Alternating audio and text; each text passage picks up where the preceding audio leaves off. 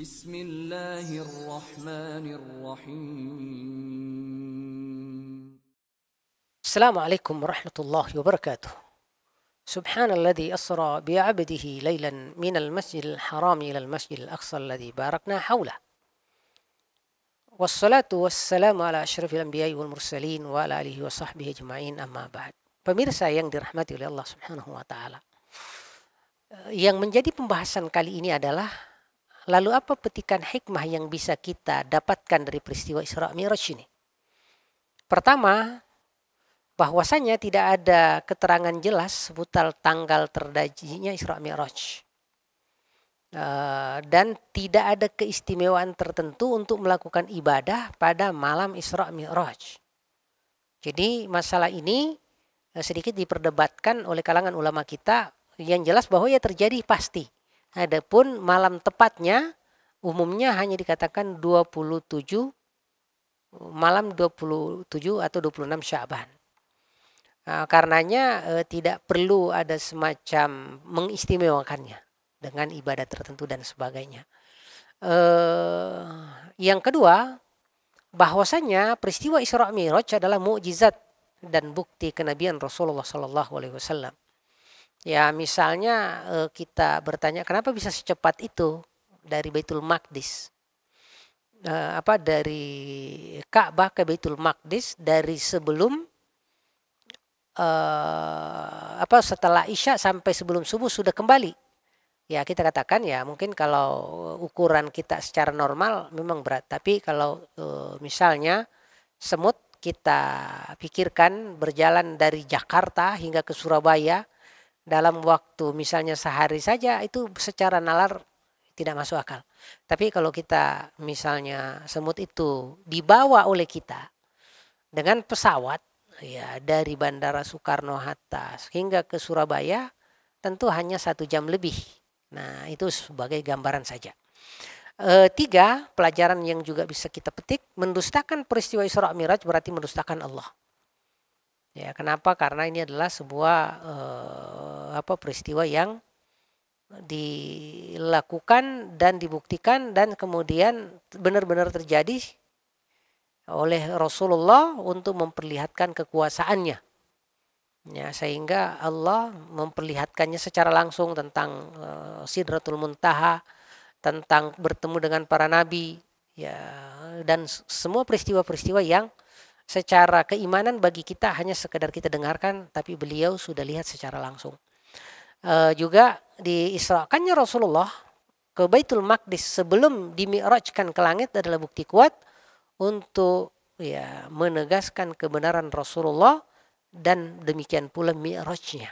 Ya, jadi kalau beliau berangkat dari Ka'bah ke Baitul Maqdis dengan segala peristiwa yang beliau saksikan dan diverifikasi oleh kalangan-kalangan orang-orang Mekah, dan beliau bisa menjawabnya dengan sangat utuh, nah sehingga terbukti, tentu juga konsekuensinya mempercayai mi'raj beliau ke langit walaupun itu tidak bisa diverifikasi oleh siapapun lagi. Ya, lalu kelima, kedudukan strategis Baitul Maqdis dalam akidah dan keyakinan Islam. Ini tentu pembahasannya khusus, bahwasanya Baitul Maqdis ini ya negeri Syam secara umum, termasuk Suriah, termasuk Yordan ya,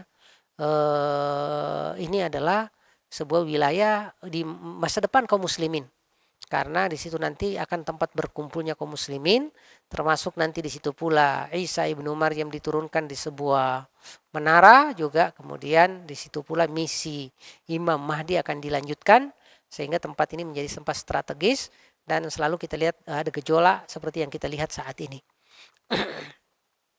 Nah, pemirsa yang dirahmati Allah Subhanahu wa taala,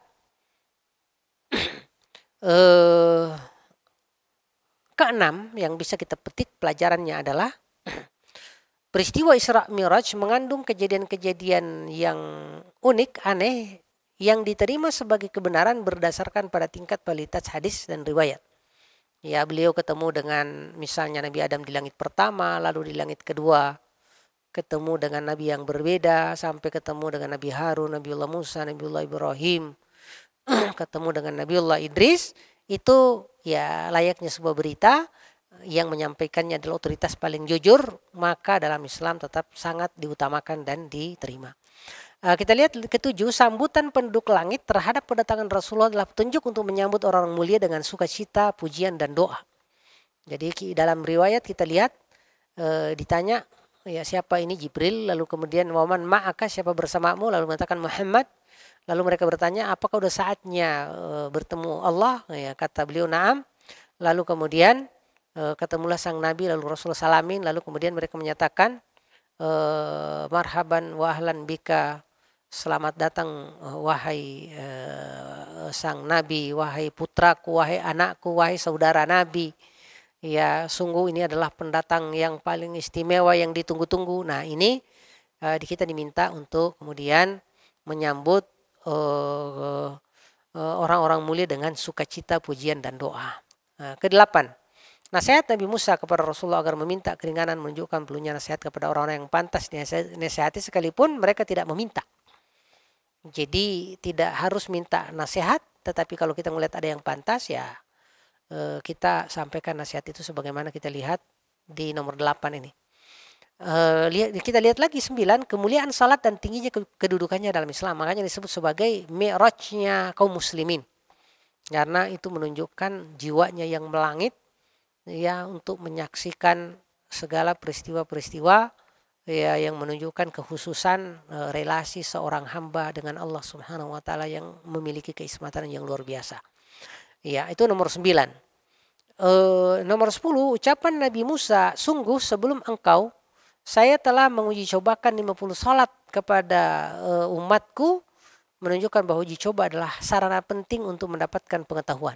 Nah, ini yang disampaikan oleh Ibnu Hajar rahimahullah. Jadi ada bukti bahwa ini sudah diuji cobakan, ternyata berat. 11, peristiwa Isra Mi'raj adalah bagian dari seleksi keimanan.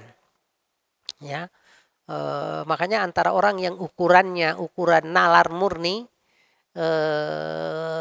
tidak mempercayai seperti kita berita, walaupun juga ada pembuktiannya, tidak mempercayai namanya informasi gaib, ya ini menjadi semacam seleksi, dan hidup ini memang ujian dan seleksi.